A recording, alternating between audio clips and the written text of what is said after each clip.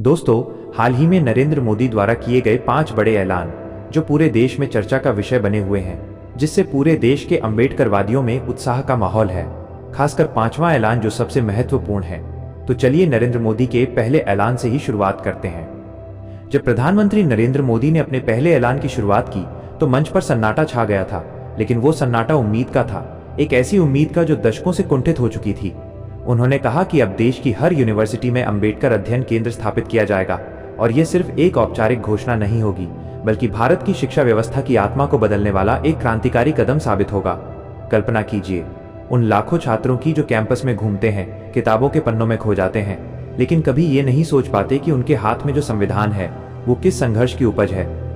मोदी जी ने ठीक यही बात कही कि जब तक नई पीढ़ी बाबा साहेब डॉक्टर भीमराव अंबेडकर के विचारों को गहराई से नहीं समझेगी, तब तक संविधान सिर्फ किताबों में बंद एक दस्तावेज बनकर रह जाएगा, एक ऐसा दस्तावेज जो कभी कभी तो बोझ लगने लगता है। लेकिन अब इन केंद्रों के माध्यम से हर विश्वविद्यालय एक जीवंत कक्षा बन जाएगा, जहां अंबेडकर के जीवन का हर पहलू, उनका हर संघर्ष, उनकी हर जीत और हर हार जीवंत हो उठेगी। सोचिए, एक छात्र जो सुबह उठकर लेक्चर में जाता है, वो अब सिर्फ फॉर्मूले या थ्योरी नहीं सीखेगा, बल्कि सीखेगा कि कैसे एक व्यक्ति ने, जो खुद जाति के दलदल में जन्मा, पूरे समाज को बराबरी की नदी पार कराई। ये ऐलान सुनते ही दलित समुदाय के लोगों के चेहरों पर एक अजीब सी चमक आ गई, जैसे कोई पुरानी याद ताज़ा हो गई हो। गांवों में जहां शाम को लोग चाय की चुस्कियों के साथ बातें करते हैं, वहां ये खबर तेजी से फैली। एक बुजुर्ग ने कहा, अब तो मेरे पोते को पता चलेगा कि उसके दादा दादा ने क्या सहा और बाबा साहेब ने कैसे लड़ाई लड़ी। मोदी जी ने जोर देकर कहा कि ये केंद्र केवल इतिहास पढ़ाने के लिए नहीं होंगे, बल्कि वहां देश के सबसे बड़े सामाजिक सवालों पर रिसर्च होगी, जाति व्यवस्था की जड़ें, गरीबी का चक्र, बहिष्कार की दीवारें और लोकतंत्र की मजबूती जैसे विषयों पर। विद्यार्थी खुलकर बहस कर सकेंगे, विचारों की टक्कर होगी और शायद नई नई थ्योरी जन्म लेंगी जो भारत की मिट्टी से जुड़ी हों। आज देश में करोड़ों युवा विश्वविद्यालयों में पढ़ रहे हैं, लेकिन बहुत से छात्र ऐसे हैं जिन्हें यह भी नहीं बताया जाता कि इस देश को बराबरी और अधिकारों की राह पर लाने में बाबा साहेब ने कितनी बड़ी भूमिका निभाई। एक ऐसी छात्र जो इंजीनियरिंग की पढ़ाई कर रहा है, शायद कभी सोचता भी न हो कि उसके जैसे लाखों के लिए संविधान में आरक्षण का प्रावधान किसने लिखा। लेकिन अब इन केंद्रों का उद्देश्य यही होगा कि कोई भी छात्र, चाहे वो किसी भी जाति, धर्म या क्षेत्र से आता हो, उसे ये समझ में आए कि भारत का संविधान किस संघर्ष से बना है, किन कुर्बानियों के बाद हमें बराबरी का अधिकार मिला। मोदी जी ने भावुक होते हुए कहा कि इन केंद्रों में बाबा साहेब के सभी भाषण, उनकी किताबें और दुर्लभ दस्तावेज डिजिटल रूप में उपलब्ध कराए जाएंगे, ताकि कोई भी छात्र दुनिया के किसी भी कोने से उनकी सोच को पढ़ सके और समझ सके। कल्पना कीजिए, एक लड़की जो उत्तर प्रदेश के किसी छोटे कस्बे से दिल्ली यूनिवर्सिटी में आई है, वो रात को अपने हॉस्टल रूम में बैठकर अंबेडकर की अनहिलेशन ऑफ कास्ट पढ़ेगी और सोचेगी कि ये किताब उसके लिए ही लिखी गई थी। ये केंद्र विशेष रूप से SC, ST और पिछड़े वर्ग के छात्रों को शोध के अवसर देंगे, ताकि वे अपने समाज की समस्याओं पर खुद अध्ययन कर सकें और समाधान खोज सकें। मोदी जी ने जोर देकर कहा कि जब दलित, आदिवासी और वंचित वर्ग के युवा खुद अपने इतिहास और अधिकारों को समझेंगे, तब वे केवल नौकरी खोजने वाले नहीं रहेंगे, बल्कि समाज को दिशा देने वाले नेता बनेंगे। ये बात सुनकर एक युवा कार्यकर्ता ने ताली बजाई और कहा, अब तो हमारी आवाज मजबूत होगी। ये अध्ययन केंद्र एक तरह से नई सामाजिक क्रांति की प्रयोगशाला होंगे, जहां से भारत के भविष्य के विचार निकलेंगे, विचार जो जाति की दीवारों को तोड़ेंगे, लिंग भेद को मिटाएंगे और आर्थिक असमानता को चुनौती देंगे। कई दशकों तक बाबा साहेब को सिर्फ एक मूर्ति या एक नाम तक सीमित कर दिया गया था, जबकि उनकी असली ताकत उनके विचारों में है। मोदी जी ने कहा कि अब सरकार चाहती है कि अंबेडकर को पूजा की वस्तु नहीं, बल्कि पढ़ाई और समझ का विषय बनाया जाए। जब छात्र अंबेडकर को पढ़ेंगे, तब उन्हें यह भी समझ में आएगा कि लोकतंत्र सिर्फ वोट डालना नहीं है, बल्कि हर इंसान की गरिमा और सम्मान की रक्षा करना है। यह ऐलान सुनते ही दलित समुदाय में एक लहर सी दौड़ गई। लोगों ने सोशल मीडिया पर पोस्ट शेयर किए, व्हाट्सएप ग्रुप्स में चर्चा छिड़ गई और कहीं कहीं तो छोटे छोटे जश्न हो गए। एक शिक्षक ने कहा, ये तो जैसे बाबा साहेब का सपना पूरा हो रहा है। इन केंद्रों में कानून, समाजशास्त्र, राजनीति विज्ञान और अर्थशास्त्र के छात्रों को विशेष प्रशिक्षण मिलेगा, ताकि वे संविधान की आत्मा को समझ सकें और आगे चलकर न्यायपालिका, प्रशासन और राजनीति में जाकर सही फैसले ले सकें। सोचिए, कल का एक जज जो इन केंद्रों से गुजरा होगा, वो जातिगत भेदभाव वाले केस में फैसला देते समय अंबेडकर के शब्द याद करेगा और न्याय को निष्पक्ष बनाएगा। इन केंद्रों से निकलने वाले शोध देश की नीतियों को बनाने में भी मदद करेंगे, ताकि गरीब, दलित और वंचित वर्ग के लिए बनने वाली योजनाएं कागज पर नहीं, बल्कि जमीन पर असर दिखाएं। मोदी जी ने कहा कि ये पहला ऐलान दरअसल आने वाले सभी बड़े कदमों की नींव है, क्योंकि जब सोच बदलेगी तभी व्यवस्था बदलेगी, और जब व्यवस्था बदलेगी तभी सच्चा सामाजिक न्याय संभव होगा। इस तरह नरेंद्र मोदी ने अपने पहले ऐलान के जरिए ये स्पष्ट कर दिया कि सरकार बाबा साहेब अम्बेडकर को केवल सम्मान नहीं देना चाहती, बल्कि उनकी सोच को देश की हर यूनिवर्सिटी की धड़कन बनाना चाहती है। लेकिन ये सिर्फ घोषणा नहीं थी, ये एक आह्वान था, एक ऐसा आह्वान जो शिक्षा के हर कोने को छू लेगा। अब सवाल ये है कि ये केंद्र कैसे काम करेंगे। क्या वे सिर्फ किताबों की अलमारियां भर देंगे या वाकई बहस की जगह बनेंगे? एक विशेषज्ञ ने कहा कि अगर इन केंद्रों में वर्कशॉप होंगे जहां छात्र अपनी कहानियां साझा करेंगे, जैसे एक एससी छात्र कैसे भेदभाव का शिकार हुआ, तो ये क्रांति लाएगा। मोदी जी ने भी इसी पर जोर दिया कि ये केंद्र बहस के मैदान होंगे जहां जाति की राजनीति पर सवाल उठेंगे और समानता की नई परिभाषा बनेगी। दलित समुदाय में ये ऐलान खुशी की लहर लेकर आया, क्योंकि ये सिर्फ शिक्षा का विस्तार नहीं बल्कि पहचान का उत्थान था। एक युवा लड़की जो लॉ की पढ़ाई कर रही है ने कहा, अब मैं बाबा साहेब को सिर्फ फोटो में नहीं देखूंगी बल्कि उनके विचारों से लड़ूंगी। ये केंद्र डिजिटल लाइब्रेरी से लैस होंगे जहां अंबेडकर के भाषणों के वीडियो चलेंगे, उनके पत्रों की स्कैन कॉपी होगी और यहां तक कि उनके विदेश यात्राओं के दस्तावेज भी। एक रिसर्चर ने अनुमान लगाया कि पहले साल में ही हजारों छात्र इनका लाभ लेंगे और SC/ST छात्रों के लिए विशेष फेलोशिप देकर उन्हें प्रोत्साहित किया जाएगा। मोदी जी की ये सोच कि वंचित युवा नेता बनेंगे, वो बाबा साहेब के उस सपने से जुड़ती है जहां उन्होंने कहा था कि शिक्षा ही वो हथियार है जो दास्ता की जंजीरें तोड़ सकती है। अब जब ये केंद्र बनेंगे, दिल्ली के जवाहरलाल नेहरू यूनिवर्सिटी से लेकर मुंबई के Tata institute of social sciences तक, तो शिक्षा का चेहरा बदल जाएगा। छात्र बहस करेंगे कि कैसे संविधान की धारा 14 बराबरी की गारंटी देती है, लेकिन जमीनी हकीकत में क्यों भेदभाव बरकरार है। ये बहसें नीतियों को प्रभावित करेंगी और शायद नई कानून बने। ये ऐलान दलितों के लिए इसलिए खास था क्योंकि ये उनकी अनदेखी को चुनौती देता था। सालों से विश्वविद्यालयों में अंबेडकर को एक चैप्टर तक सीमित रखा जाता था, लेकिन अब वो पूरा सेंटर होगा। एक प्रोफेसर ने कहा, ये जैसे अंबेडकर रेनेसा होगा। मोदी जी ने कहा कि ये केंद्र नई पीढ़ी को सिखाएंगे कि लोकतंत्र की जड़ें मजबूत करने के लिए इतिहास को जीना पड़ता है। दलित बस्तियों में जहां बच्चे स्कूल जाते हैं लेकिन सपने छोटे रखते हैं, अब वे सोचेंगे कि हार्वर्ड जाकर भी लौटना है भारत को बदलने। यह केंद्र रिसर्च हब बनेंगे जहां प्रोजेक्ट्स होंगे जैसे जाति और आर्थिक असमानता का अध्ययन, और नतीजे सरकार को सौंपे जाएंगे। एक ST छात्र जो आदिवासी इलाके से आया है, वो अपनी संस्कृति को अंबेडकर के विचारों से जोड़ेगा और नई थ्योरी बनाएगा। खुशी की ये लहर इसलिए भी थी क्योंकि ये ऐलान मोदी जी की प्रतिबद्धता दिखाता था कि वे बाबा साहेब को सिर्फ चुनावी प्रतीक नहीं मानते। अब सोचिए, जब ये केंद्र चालू होंगे तो वार्षिक कॉन्फ्रेंस होंगी जहां देश भर के छात्र आएंगे और विचारों का आदान प्रदान होगा। एक किताब रिलीज होगी जो अंबेडकर के अनसुने भाषणों पर आधारित होगी। दलित युवाओं में उत्साह है क्योंकि अब वे कह सकेंगे कि हमारा इतिहास अब छिपा नहीं रहेगा। मोदी जी ने कहा कि यह सोच बदलने का पहला कदम है, और जब सोच बदलेगी तो समाज बदलेगा। यह ऐलान न सिर्फ शिक्षा को समावेशी बनाता है बल्कि पूरे राष्ट्र को एकजुट करता है। एक वरिष्ठ पत्रकार ने लिखा कि यह कदम सामाजिक न्याय की नई दिशा है। दलित समुदाय में महिलाओं ने भी सराहना की क्योंकि अंबेडकर ने महिलाओं के अधिकारों पर जोर दिया था, और अब ये केंद्र उन्हें मजबूत बनाएंगे। नरेंद्र मोदी के दूसरे ऐलान ने जैसे किसी पुरानी जंजीर को तोड़ने की आवाज की थी। जब उन्होंने मंच से कहा कि अब देश के SC और ST युवाओं को बिना किसी गारंटी के 10 लाख रुपए तक का लोन दिया जाएगा, तो सभागार में बैठे लोगों की सांसें थम सी गईं। ये सिर्फ एक आर्थिक योजना की बात नहीं थी, ये उस सदियों पुरानी आर्थिक बेबसी के खिलाफ एक सीधा हमला था जो दलित और आदिवासी समाज को आज भी जकड़े हुए है। मोदी जी ने बहुत साफ शब्दों में कहा कि आज़ादी के 75 साल बीत जाने के बाद भी दलित और आदिवासी समाज का सबसे गहरा दर्द वही पुराना है। प्रतिभा है, मेहनत है, सपने हैं, लेकिन पूंजी नहीं है, और पूंजी के अभाव में सपने बार बार अधूरे रह जाते हैं। उन्होंने एक बहुत ही मार्मिक उदाहरण दिया। कहा कि एक गरीब दलित या आदिवासी परिवार का बेटा या बेटी जब कोई छोटा सा बिजनेस शुरू करना चाहता है, चाहे वो एक किराना दुकान हो, एक छोटी सी सिलाई मशीन हो, एक ट्रैक्टर हो, या फिर कोई टेक्नोलॉजी आधारित स्टार्टअप, तो बैंक सबसे पहले यही पूछता है, गारंटी क्या है? जमीन है? मकान है? कोई बड़ा आदमी गारंटर बनेगा? लेकिन इस समाज के पास न जमीन है, न संपत्ति है, न रसूख है, इसलिए उनकी फाइल वहीं दब जाती है, सपना वहीं मर जाता है, और परिवार की अगली पीढ़ी भी उसी गरीबी के चक्र में फंस जाती है। मोदी जी ने कहा कि अब ये दीवार तोड़नी है। सरकार अब उस युवा की गारंटी खुद बनेगी। बैंक को साफ आदेश होगा, योग्य आवेदक को सीधे लोन मिलेगा, कोई जमानत नहीं, कोई गिरवी नहीं, सिर्फ उसकी योग्यता, उसका बिजनेस आइडिया और उसकी ईमानदारी। ये सुनते ही सभागार में तालियों की गड़गड़ाहट हुई। पीछे की पंक्तियों में बैठे कई युवा एक दूसरे को देखकर मुस्कुरा रहे थे, जैसे कोई बोझ हल्का हो गया हो।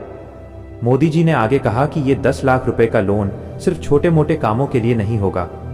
ये पैसा स्टार्टअप में लग सकता है, फैक्ट्री शुरू करने में लग सकता है, टेक्नोलॉजी बिजनेस में, एग्री बिजनेस में, सर्विस सेक्टर में, कहीं भी जहां वो युवा अपनी प्रतिभा दिखा सके। सरकार चाहती है कि दलित और आदिवासी युवा सिर्फ नौकरी ढूंढने वाले न रहे, वे नौकरी देने वाले बने, वे मालिक बने, वे उद्यमी बने।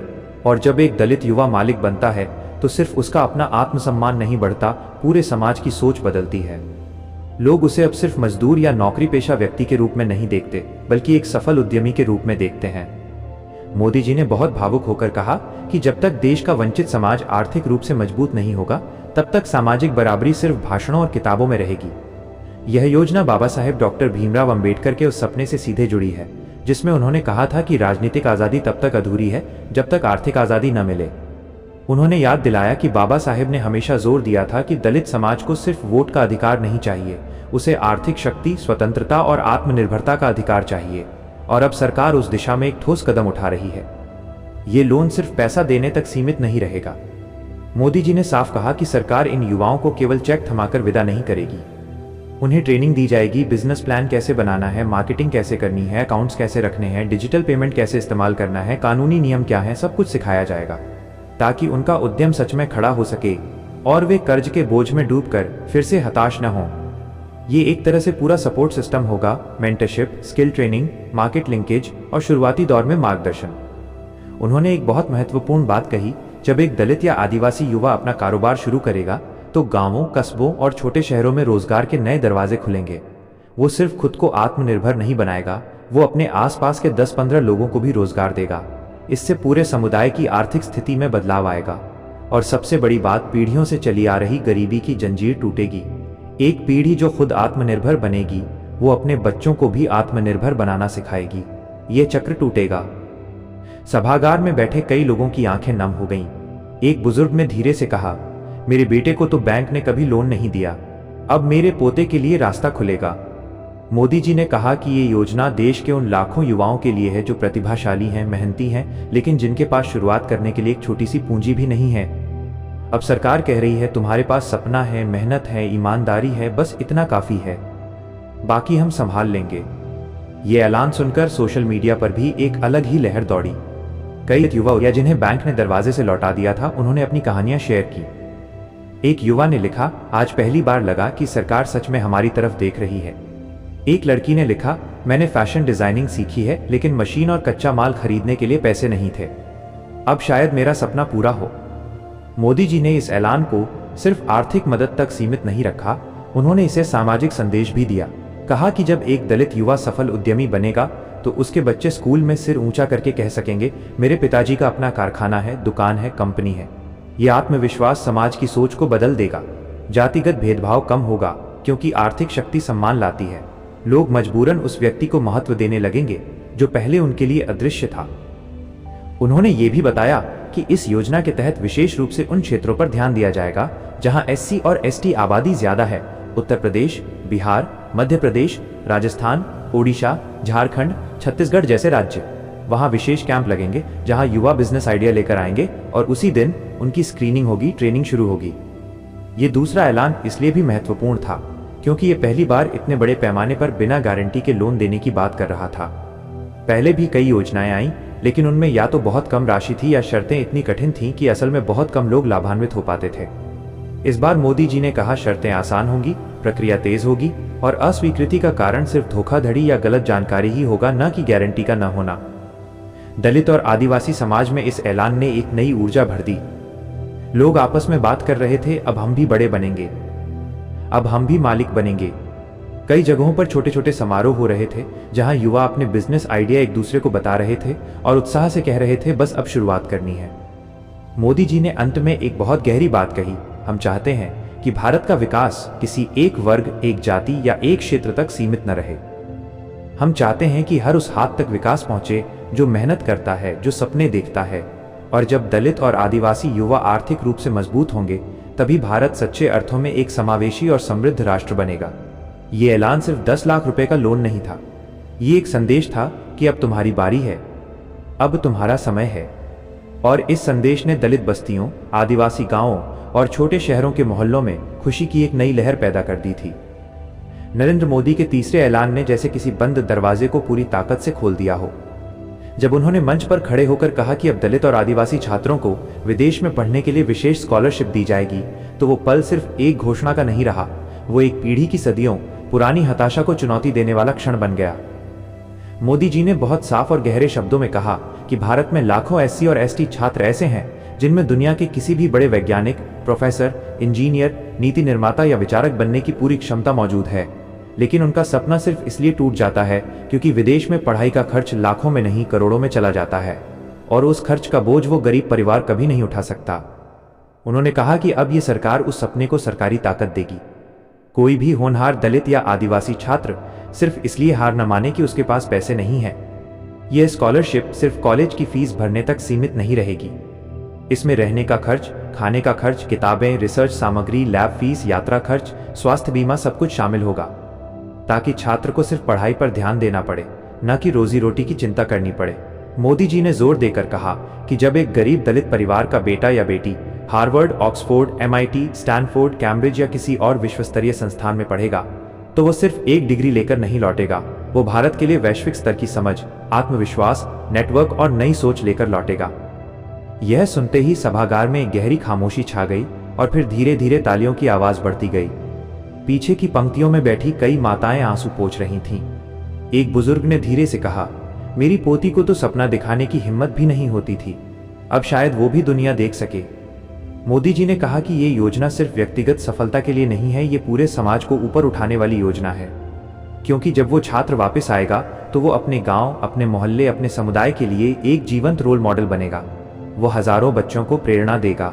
बच्चे कहेंगे, अगर वो कर सकता है तो हम भी कर सकते हैं, और यही प्रेरणा की चेन रिएक्शन पूरे समाज को बदल देगी। मोदी जी ने एक बहुत महत्वपूर्ण बात कही। आज भी देश के कई हिस्सों में दलित और आदिवासी बच्चों को बचपन से ही ये संदेश दिया जाता है कि बड़े सपने उनके लिए नहीं हैं, बड़े स्कूल उनके लिए नहीं हैं, बड़े देश उनके लिए नहीं है। ये ऐलान उस सोच को जड़ से तोड़ने के लिए है। अब सरकार कह रही है, तुम्हारे सपने छोटे नहीं होने चाहिए। तुम भी दुनिया के सबसे अच्छे संस्थानों में पढ़ सकते हो। तुम भी वैज्ञानिक, अर्थशास्त्री, कानूनविद, टेक्नोलॉजिस्ट बन सकते हो, और इसके लिए सरकार हर जरूरी संसाधन देने को तैयार है। उन्होंने ये भी स्पष्ट किया कि चयन की प्रक्रिया पूरी तरह पारदर्शी और योग्यता पर आधारित होगी। कोई सिफारिश नहीं चलेगी, कोई रसूख नहीं चलेगा।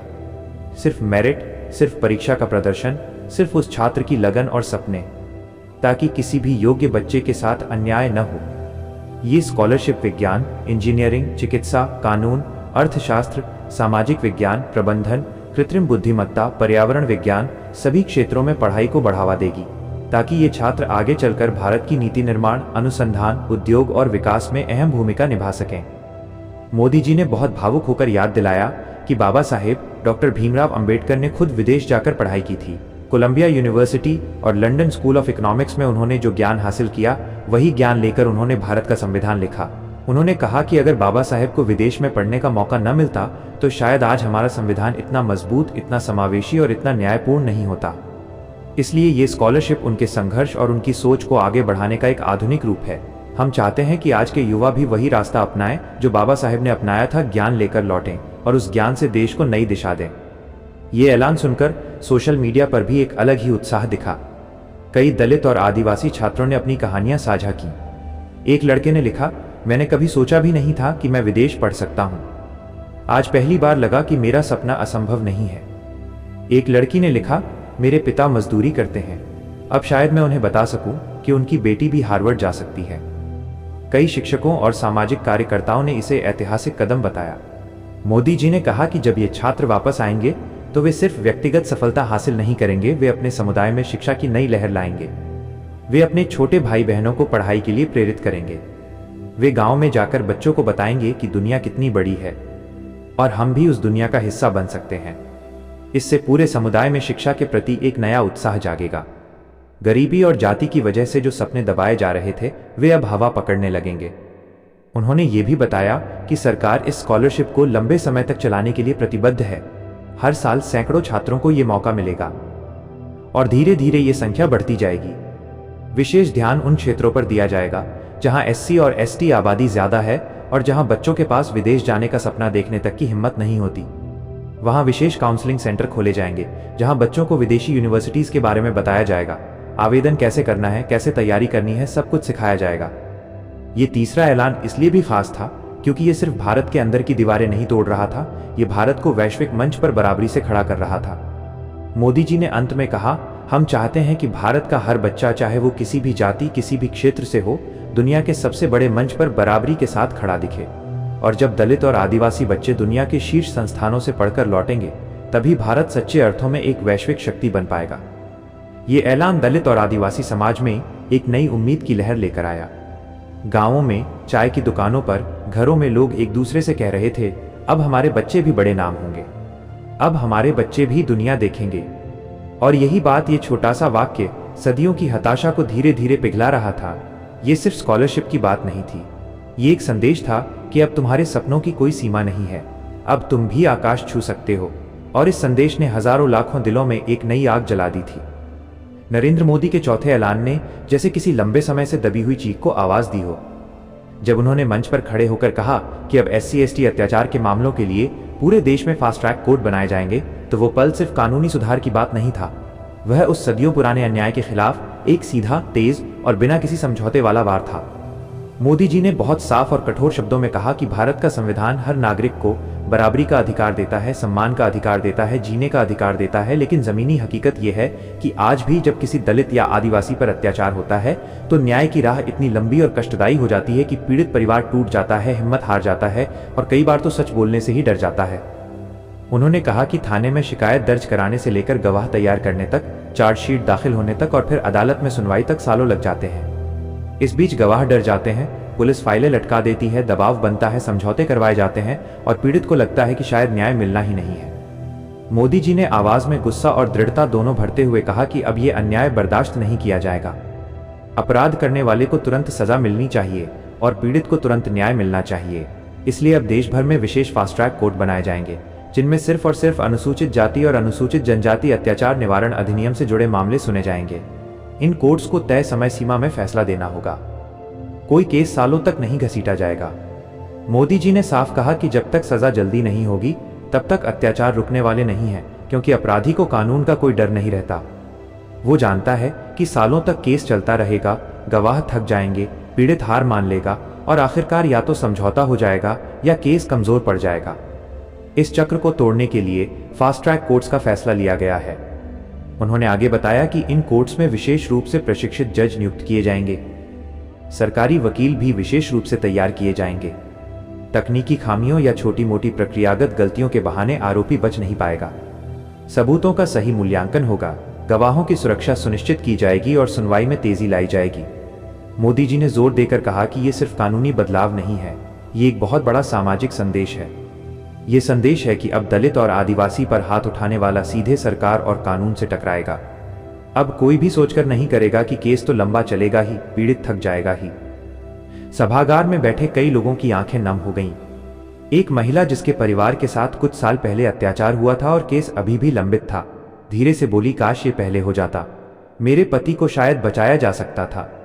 मोदी जी ने कहा कि जब एक गरीब पीड़ित को यह भरोसा होगा कि उसका केस जल्दी सुना जाएगा, फैसला जल्दी आएगा, तो वो डर के मारे समझौता नहीं करेगा, वो सच बोलने की हिम्मत जुटाएगा।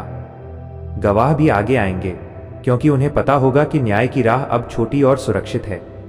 उन्होंने बाबा साहेब डॉक्टर भीमराव अंबेडकर को याद करते हुए कहा कि बाबा साहेब ने कानून को दलितों का सबसे बड़ा हथियार बताया था। उन्होंने संविधान में अनुच्छेद 17 से लेकर SC/ST एक्ट तक जो प्रावधान दिए वे इसीलिए थे कि कमजोर को मजबूत बनाया जाए। लेकिन अगर कानून की रफ्तार धीमी हो तो वो हथियार भारी हो जाता है, इस्तेमाल नहीं हो पाता। इसलिए अब सरकार उस हथियार को तेज कर रही है। फास्ट ट्रैक कोर्ट्स इसी तेजी का नाम है। मोदी जी ने यह भी कहा कि ये सिर्फ पीड़ितों को न्याय देने की बात नहीं है, ये अपराधियों को चेतावनी देने की बात है। अब कोई भी ये नहीं सोचेगा कि दलित या आदिवासी पर अत्याचार करके आसानी से बच जाएगा। अब कानून की नजर तेज होगी, हाथ लंबा होगा और सजा निश्चित होगी। उन्होंने बताया कि इन कोर्ट्स के जरिए सरकार ये साबित करना चाहती है कि संविधान सिर्फ किताबों में नहीं, जमीन पर भी जिंदा है। जब एक दलित परिवार को न्याय मिलता है तो सिर्फ एक केस नहीं जीता जाता, पूरे समाज का भरोसा जीत लिया जाता है। और यही सच्चा राम राज्य है, सच्चा लोकतंत्र है। ये ऐलान सुनकर कई जगहों पर तुरंत प्रतिक्रियाएं आने लगीं। दलित बस्तियों में लोग एक दूसरे से कह रहे थे, अब डरने की जरूरत नहीं, अब कोर्ट हमारे साथ है। कई सामाजिक कार्यकर्ताओं ने इसे ऐतिहासिक कदम बताया। एक वरिष्ठ अधिवक्ता ने कहा, अगर ये कोर्ट सच में तेजी से काम करेंगे तो SC/ST एक्ट की असल ताकत सामने आएगी। सोशल मीडिया पर भी ये खबर तेजी से फैली। कई लोगों ने अपनी पुरानी पीड़ा साझा की, कैसे उनके परिवार के साथ अन्याय हुआ और केस 10-15 साल तक लंबित रहा और अब पहली बार लगा कि शायद बदलाव आ रहा है। मोदी जी ने यह भी बताया कि इन फास्ट ट्रैक कोर्ट्स के साथ साथ गवाहों की सुरक्षा के लिए अलग से इंतजाम किए जाएंगे। वीडियो कॉन्फ्रेंसिंग से गवाही हो सकेगी अगर पीड़ित या गवाह को खतरा महसूस हो।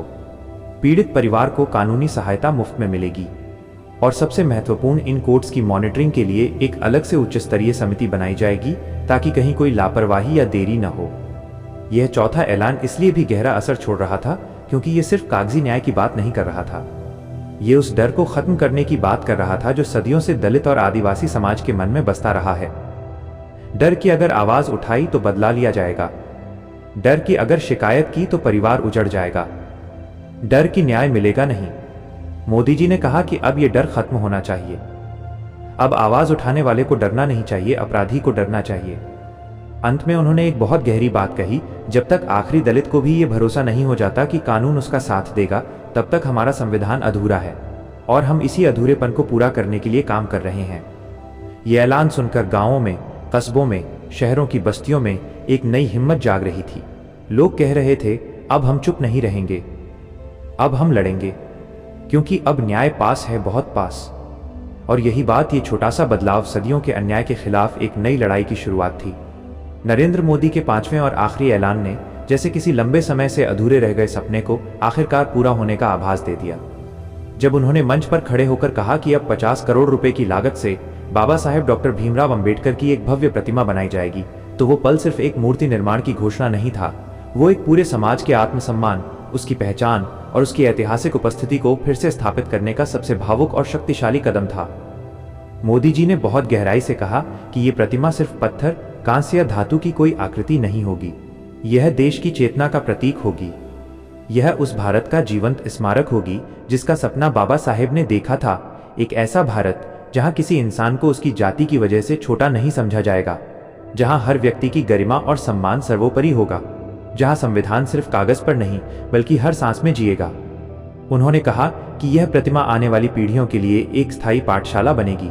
हर बच्चा, हर युवा, हर नागरिक जब इसके सामने खड़ा होगा तो उसे याद आएगा कि भारत का संविधान किसके अथक संघर्ष से, किन कुर्बानियों से, किन अपमानों को सहते हुए बना। उन्होंने बताया कि इस भव्य प्रतिमा के साथ एक विशाल और आधुनिक परिसर भी विकसित किया जाएगा। उस परिसर में एक विश्वस्तरीय संग्रहालय होगा, एक समृद्ध पुस्तकालय होगा, डिजिटल गैलरी होगी, इंटरैक्टिव प्रदर्शनियां होंगी। वहां बाबा साहेब के जीवन के हर पड़ाव को आधुनिक तकनीक से जीवंत किया जाएगा। उनके दुर्लभ भाषणों के ऑडियो वीडियो, उनके हाथ से लिखे गए पत्रों की डिजिटल कॉपी, उनकी किताबों के मूल पांडुलिपि के अंश, उनकी विदेश यात्राओं के दस्तावेज, उनकी बहसों के रिकॉर्ड, सब कुछ एक छत के नीचे उपलब्ध होगा, ताकि लोग बाबा साहेब को सिर्फ एक मूर्ति के रूप में न देखें बल्कि उनके विचारों, उनकी सोच, उनकी दूरदर्शिता को गहराई से समझ सकें। मोदी जी ने भावुक होकर कहा कि दशकों तक बाबा साहेब के साथ एक तरह का अन्याय हुआ है। उन्हें या तो पूरी तरह अनदेखा किया गया या फिर सिर्फ राजनीतिक प्रतीक बनाकर इस्तेमाल किया गया।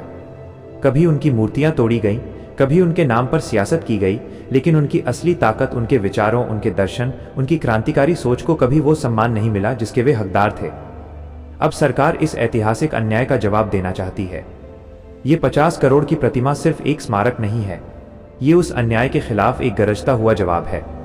यह संदेश है कि अब बाबा साहेब को सिर्फ चुनावी भाषणों में या पोस्टरों पर नहीं, बल्कि उनके वास्तविक कद में एक महान विचारक, संविधान निर्माता, सामाजिक क्रांतिकारी और सबसे कमजोर वर्ग के सबसे बड़े रक्षक के रूप में देखा जाएगा।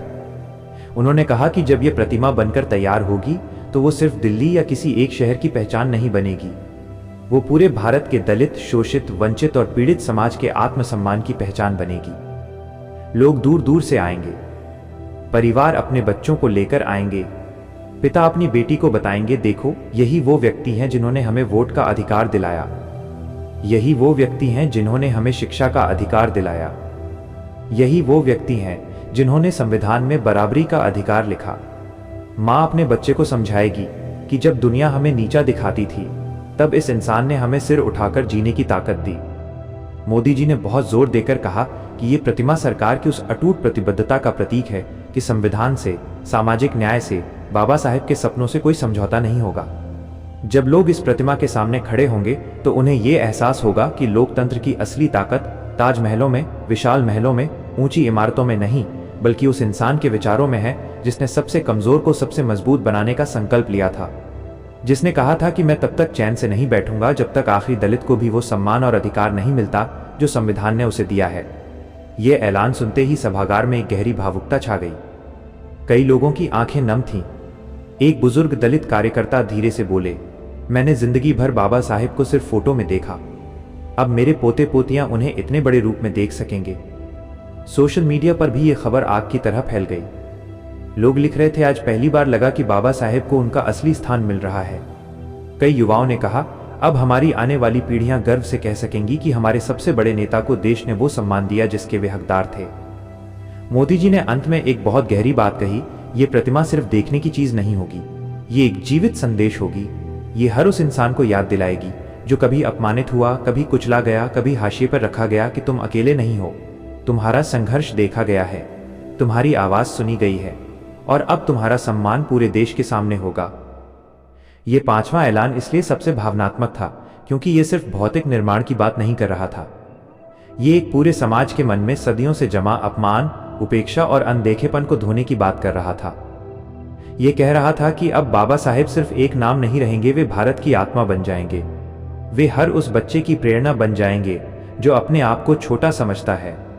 वे हर उस युवा की ताकत बन जाएंगे जो सोचता है कि शायद उसका कोई भविष्य नहीं।